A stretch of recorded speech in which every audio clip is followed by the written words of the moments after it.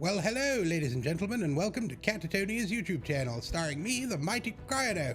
This is Bosses Only, the video series where we look at just the bosses from a dungeon, because you're not stuck on trash, you're stuck on bosses. From the Imperial City DLC, this is Imperial City Prison, so called because if you commit a crime in 𝕃𝕀𝕂𝒧𝒑 Imperial City, you'll be sent here, answerable to the very spooky Lord Warden. So, it looks like we're doing a trash pull. That's not bosses only, that's trash. We're not stuck on trash, you just go up and kill it, see? That's all you do. It doesn't do anything to you. They try to use abilities, but they die immediately. Let's go to a boss. Let's go through this door, actually, and get teleported to a boss. That's how it usually goes. Here we go. Boss number 1, the Overfiend. He's a tall, lanky, gangrel fellow with no shirt on who roams the halls slapping people. Take him over to that portal on the one side of the room. Pretty much all he does is a melee attack. He also does like a stomp that creates like a purple AoE that can explode and hurt you if you're in it, and he'll summon lots of ads to help him.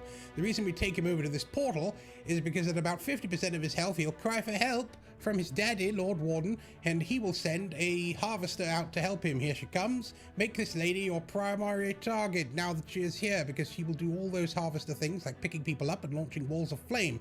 But, you know, stack and burn, she'll go down pretty quick. When they die, the ads stick around, so you actually have to take them out. They don't despawn at the end of the fight. But that's done. Loot your lockpicks, and we'll move to the next boss. Ibomez the Flesh Sculptor. This is the first actually challenging boss, so deal with him, tank taunt him, everybody lay the damage on him.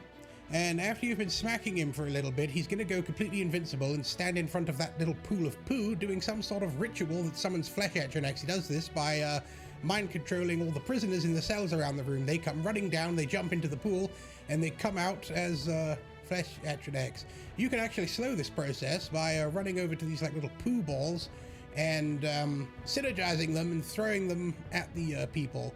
Of course, you won't stop all the Flesh Abomination from coming, but you'll stop a few. So just synergize those balls to stem the tide of Flesh Abomination that are covered in poo. Now, when these Flesh Abomination spawn, take hold of them. You've only got a little bit of time before they enrage. When they enrage, they become much harder to kill, and they hit much harder. They can actually wipe the group, so you've got to take them out. After he's finished with his ritual, he'll become damageable again for a few seconds, and then depending on how much damage you've done, he'll become completely invincible and do his ritual all over again. You can run around and synergize those turds to stop the people from getting to the pool and becoming Flesh Abomination, or you can just let them become Flesh Abomination, and the tank can taunt them into a nice little pile for the DPS to burn down. Now, another annoying mechanic that Ibomez does is sometimes he will pick a random person in the group and he will knock them on their ass, and then he will start smacking them repeatedly. Now, when he does this, you need to interrupt him. He's going to do it right now to our healer, it looks like. He's knocked her down, he's doing the smack thing. Bash immediately to prevent him from doing it, or he'll kill her. He's dead. Congratulations, loot your lockpicks. Now, I'm actually going to show you a fun little trick that you can do with this boss to avoid all those mechanics and just one-shot him. Now, the way that you do this, you've got to have pretty high DPS in the group. But all we're going to do is the tank is going to blow his war horn. Everybody else, dump your ultis. Make sure you've got your ultis up. Drop all your AoEs, drop all your burst, and lay it on him. Get him down to less than 50% of his health before he finishes his initial attack animations, and he won't do the invincible thing. He'll just carry on trying to do attacks, and he'll die in one shot, just like that. Wow. Wow, indeed. Okay, so with him dead, let's loot our lockpicks and go to the next boss, the Gravelight Sentry. This is a giant fat watcher, and just like other watchers, he does watcher things like looking at you, seeing you, and witnessing you. His main attack is a laser beam that comes from his eyes. Now, in the room that he is in, there are some big skeleton dudes standing around the edge. Take them out one by one. You also need to bash them if you see them channeling, because they will summon little poo skeletons out of the water, which means more ads in the fight, which means a longer fight. So if you see them doing it, tank's actually running around bashing them now to prevent them. The other thing that the boss himself does is you'll see that big telegraph growing around him. If you're in it, you'll get knocked flying. If you get knocked flying into the water around the island, it's poo water and it will kill you. So if you get knocked into the water, run back to land, dodge roll as quick as you can, get back there. Now that all his skeletons are dead, he's enraged, which means he hits a bit harder, but you know, he also is a little bit sturdier, and it takes a little longer to kill him, but it's worth it to not have to deal with all those ads, so take out the skeleton dudes around the corners. And then just stack and burn for the rest of him. Avoid his lasers, try to avoid his AoE if you can, take him out. He's dead, so we've looted our lockpicks. Let's go through this door Which takes us to the next boss. This is the Flesh Abomination. It's a super giant flesh atronach. All the tank has to do is take him and stand facing one way. He's also got some necrotic horvers, which will explode, doing massive poo damage that you need to avoid, as well as the boss himself punching the ground and creating huge pools of poo. As long as the tank taunts the horvers and brings them over, they'll die in the AoE. This is basically stack and burn. If DPS isn't as high, he may put both his fists in the ground, create huge poo pools around each person. If you are too close to each other and they overlap, when they explode, you'll all die. So stay separated if that happens, but if your DPS is high enough, like this, he'll just go down before he even does that mechanic and you'll avoid it. So, with that done, we're off to fight a sort of boss that isn't a boss. This is the Lord Warden's council. I think it's all his, like, prison guard people that work for him. But there's a trick. Through this final cell block, there are 3 rooms. The last room contains the 4 bosses that we'll be dealing with, but before that there are some adds in these rooms, and you can actually avoid fighting them altogether. There are levers, which when pulled will open the door to the next room. Now, if the tank chains away the one guy standing by the lever and the other person is in stealth, they can sneak over there and get that lever, like this, and get the door open because they never took any aggro. And you don't even have to waste your time fighting all this stuff. You can just go right through the door. Now we're going to do it again. This time there are 2 levers, one each side of the door. So 2 players, preferably the 2 damage dealers, go into stealth, wait until you're not detected, and then the tank again is going to get the aggro of all these monsters so that the 2 damage dealers can run over and hit the switches. The other DPS gave his signal, they've pulled the levers, and the door is open. You can just dodge roll through the door, or just run through it like 𝕃𝕀𝕂𝔼 just did. This final room has the 4 bosses, the Lord Warden's Necromancer, Templar, Sword and Board Man, and other man. I can't remember what he is. The priority target is the Necromancer, because if you don't damage him enough and kill him quick enough, he'll run off and do some sort of ritual that makes him tougher. Now, when you kill each of these guys, a black, untauntable ghost version of them will come up out of the ground, and they will run around and hit whoever they like. Tank can't do anything about it. They're not tauntable, the black ghost versions. So don't get mad at the tank. He can't do anything about this. Just suck it up, kite them, and take out the ones you can kill. They don't do that much damage, I don't think, anyway. So once you've killed them all, loot your lockpicks and alkahest, and we'll make our way through the final gate. We are on our way to face the final boss, the Lord Warden himself, Lord and Master of the Imperial City Prison. And naturally, we're going to go and activate hard mode, this time by reading the Warden's Tome, which is a amazingly good story, all about the life and times of the Lord Warden and how he came to become the Lord Warden of the Imperial City Prison. And, you know, charting his career as he grew up through, initially he was a security guard, and then he joined the prison service as a screw, before finally becoming governor. Okay, so what does the Lord Warden do that makes him so terrible? Well, first of all, watch out for his wing slap. He'll also teleport around the room.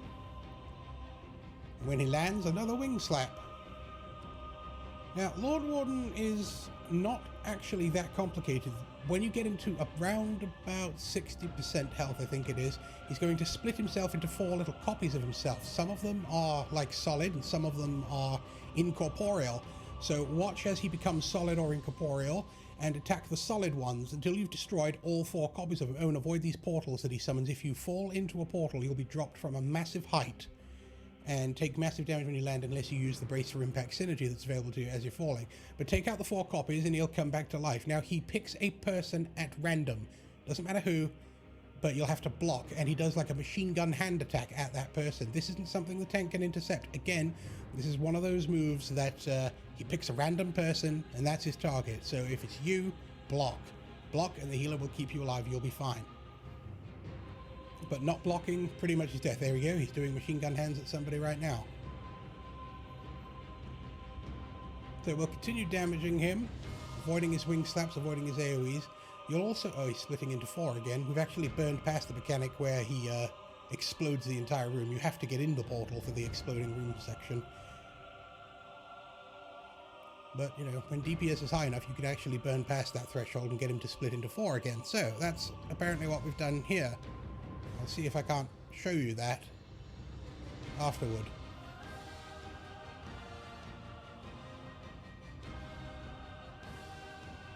So that's the last copy, and the boss should be reappearing. Oh yes, and watch out for these balls that spawn in the middle of the room.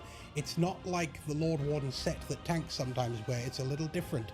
If you're too close to those balls and you're in the little auras that they project, you'll move slower and you'll be taking ticking damage.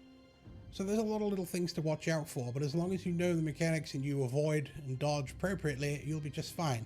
So with him dead, you actually don't loot his body for your prizes here. You loot this chest at the end of the room. So we're going to go do that right now, because we really want our rubbish for decon, and our Lord Warden hat that as a damage dealer we probably will never wear. Congratulations! You've defeated the Lord Warden. You know what? Let's let's restart this fight. And this time let's try to slow DPS a little so that we can see the other mechanic. Yes, we'll activate hard mode a second time. Why not?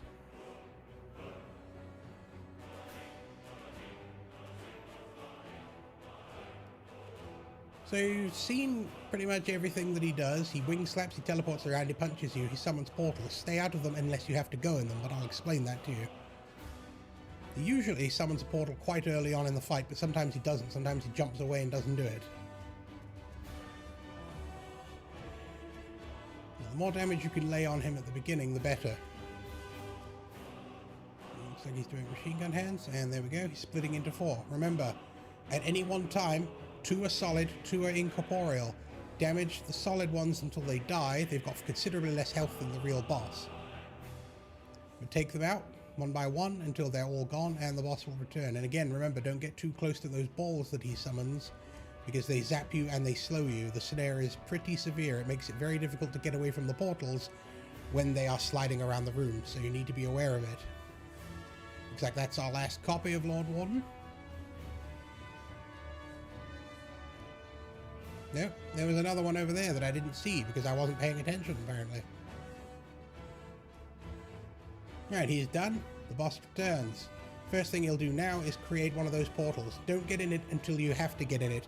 Now, the way we like to do this is 2 people, preferably the 2 damage dealers on one side of the room, and a healer and tank on the other side of the room. Stay sort of near your portal, but not too close, because when he jumps up in the air and flaps his wings like this, he's going to blow the entire room up.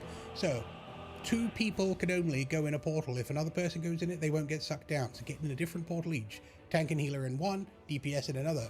Brace for impact when you're falling, and you'll land pretty much unscathed. Again, as you saw in the previous fight that we did, we'd done enough damage that we actually skipped that mechanic entirely and got him to split into 4 again. It just depends on how much damage you do. So the portal drop phase is skippable with enough damage. But don't worry too much, because it's really not that bad if you do have to get in the portals. Just use the buddy system.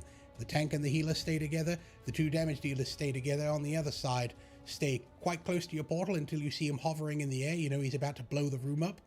If you don't get into a portal, that explosion is a one-shot, and you will die. Looks like we've almost got him now. Getting close to execute range.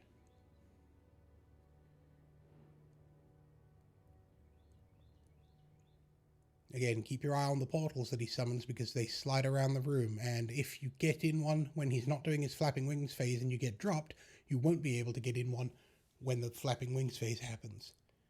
So get in it when you need to get in it, don't get in it when you don't need to get in it. Congratulations, you've killed Lord Warden for a second time. So we'll go and loot another Lord Warden hat that we don't really need. We'll probably deconstruct that for the mastic. Probably not mastic because I don't think it's made of wood. And that's it. Thanks for watching. If you like what you see, subscribe here on YouTube. Check out the stream at twitch.tv/𝕊𝕌𝔹𝕊ℂℝ𝕀𝕹𝔼, and we'll see you next time on Bosses Only.